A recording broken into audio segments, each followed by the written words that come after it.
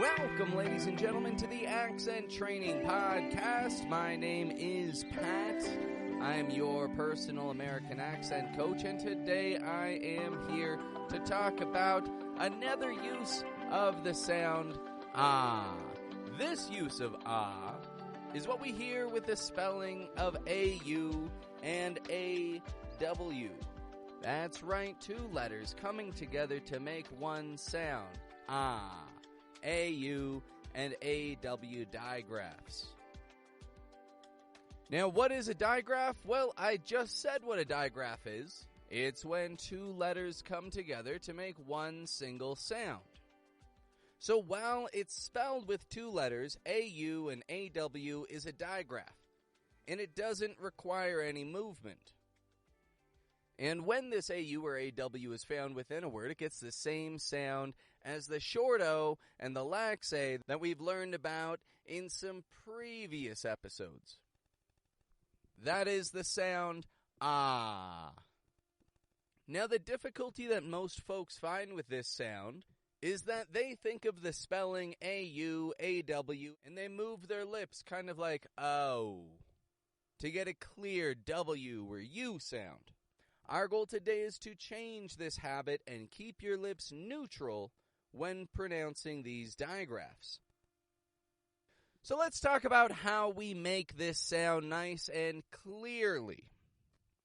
We start by making sure that the tip of your tongue is low down. It's out of the way. It doesn't rise up for this sound. The tip of your tongue stays low, while the back of your tongue does rise up to touch your top teeth in the back of your mouth.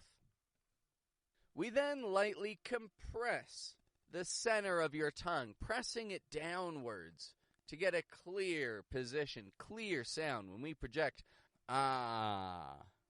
This is the same ah that we heard in the words got, often, office, far, want, water.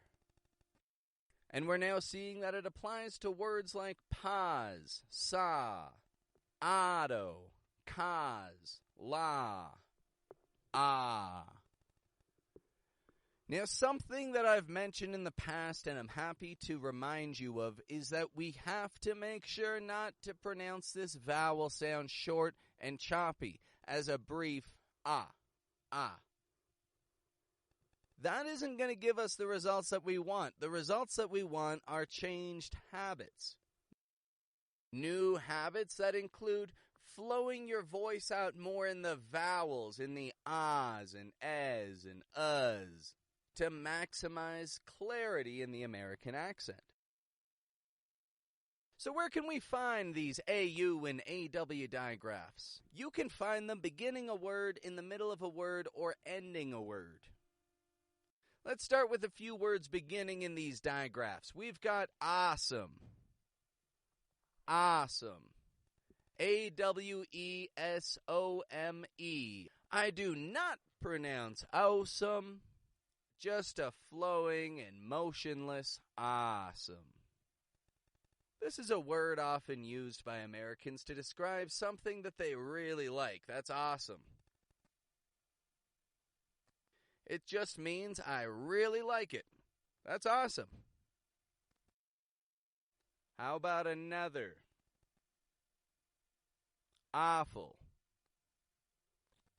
Awful. The exact opposite of awesome. Awful. A-W-F-U-L. Awful. This tastes awful. Awful. Another word, this one starting with an A-U. Audio. Audio. High quality audio. High quality audio. Let's consider AU and AW in the middle of some words now. How about cause? Cause. C-A-U-S-E. I'm not saying cows, but cause. They caused a lot of problems. Lots of ah sounds there. They caused a lot of problems. Next word, pause. Pause. Pause the podcast. There you go. You can apply that right now. Pause the podcast.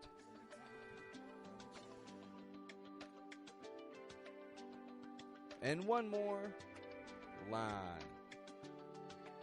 L-A-W-N. On the front lawn. The grassy space in front of a house. The front lawn. And finally, words ending in A-W. Now, I just want to point out, you're only going to hear this sound for words ending in A-W. If a word ends in A-U, it gets a different kind of sound, but those words aren't so common. We're not going to worry about them right now. A-W, ending a word, sounds like ah. Repeat after me. La. Follow the law. Raw. Raw footage. And finally, thaw. Thaw the raw chicken. Thaw. What does that mean? That means unfreeze. Unfreeze. I have discussed the word thaw many times in the past. It may have stuck with some of you, and others it may not have. But now you know what it means and how to use it. Thaw. Unfreeze. Thaw the raw chicken. Alright folks, at this point you're likely getting good at the ah sound. If you've listened to what I've produced on the short O and the lax A, then the ah sound is probably a little bit more familiar to you at this point. Now here's what you want to do next. You want to take the words that we've gone over today and you want to practice them. Of course, you've got to practice those words and change your habit of pronunciation from an ow to an ah. And if you really want to build that habit, then what I invite you to do is to check out the following podcast episode, because that episode is going to cover a handful of exercises for you to practice this and take a step forward on adjusting it to your daily life. Now, some of you are listening to this and immediately have the opportunity to go ahead and listen to that next episode. Start applying some of the words that we've practiced today. Review the vocabulary. Change the way that your brain recognizes the sounds of the language. That's all I've got for you for now, but I look forward to showing you how to take this further in the days to come. Have a good one, folks.